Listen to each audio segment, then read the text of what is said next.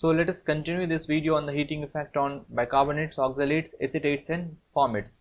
So as promised, we will do a question in this video on the basis of the concept that we have learned in the previous video. So we'll do this question here in which we have to matrix match. So the first thing that we should do is to form the stable product in each of the cases on the heating of each of these compounds. So and then we'll see what kind of compounds are formed and where we can match them. So first let us find the stable product. So when Ag2C2O4 it would be heated, then we'll get definitely the carbonate of Ag and other product. What would be the other product in the case of oxalate? The other product would be carbon monoxide. And when Ag2CO3 would be heated, then we'll get Ag2O and CO2. Again when Ag2O would be heated, then we'll get Ag and CO2. Again we have learned in the previous video that O2 obtained here would be used in oxidizing this CO into CO2. So we can write here 2 molecules of CO2 also.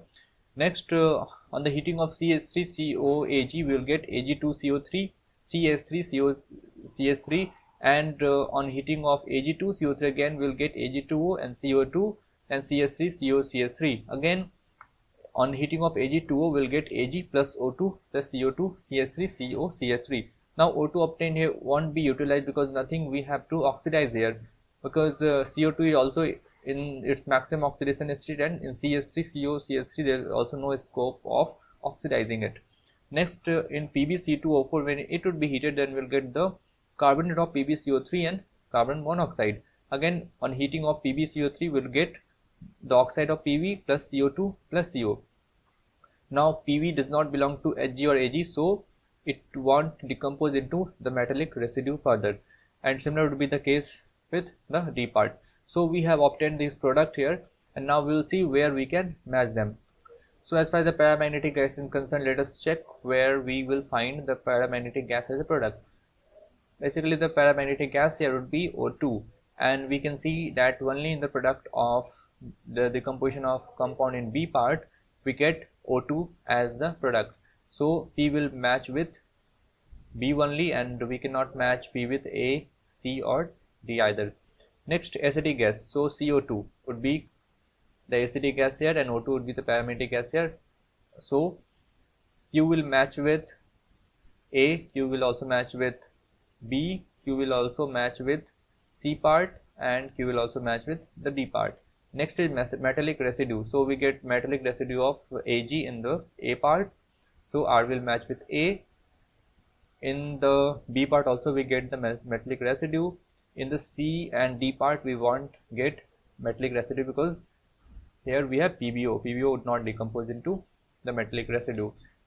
So next is the colored oxide. So the colored oxide is here, that PbO is the colored oxide. We have learned in the video on colored that all D block cation plus Pb2 plus except ZNO are colored. So and also we have learned in the previous video that PbO is red in color. So the colored oxide that is talked about here is PbO. So PbO comes in the product in the case of C and D. So S will match with C and D only. And finally amphoteric oxide. We'll learn later that Pb forms amphoteric oxide. We'll learn a list of elements, cations basically, or element which forms amphoteric oxide. Amphoteric means it can act both as acid as well as base. So the amphoteric oxide would be again PbO, and PbO comes in the case of C and D. So T will again match with C and D part. So this was it. You can see the answer here and match it.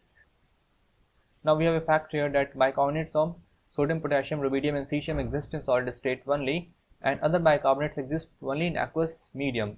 Now when you will try to crystallize this bicarbonate that is present in aqueous medium, then it will not remain as bicarbonates. It will decompose into carbonates when you try to crystallize these particular bicarbonates, that is bicarbonates other than that of sodium, potassium, rubidium and cesium. So finally let us look into the decomposition product of sodium formate and sodium oxalate, and we have some kind of exceptions here because the product formed is not in coherence with what we have studied, that the decomposition product of these compounds would be the carbonate of the cation and other product. Instead the product that would get on heating of sodium formate would be Na2, C2O4 and H2 would be released. and the reason is discussed here, that if you look at this bond of sodium format, then we'll see that its bond order is 1 because hydrogen is on the other side of this bond and it does not take part in any kind of resonance. On the other hand, if you look at this bond, then we have oxygen with a minus sign here, so this bond, it can come, minus sign can come here and form double bond at some time, and this double bond can go here and form negative sign here, so we see some kind of resonance here. So its bond order would be greater than 1 because at some time we can have double bond here too and sometimes single bond. So this bond becomes stronger, so the bond that would be broken would be this one. So the product that we get is Na2, C2O4 and H2 would be released. The 2H2 that would be released is this and this, and that means these two hydrogen will combine to form H2 here.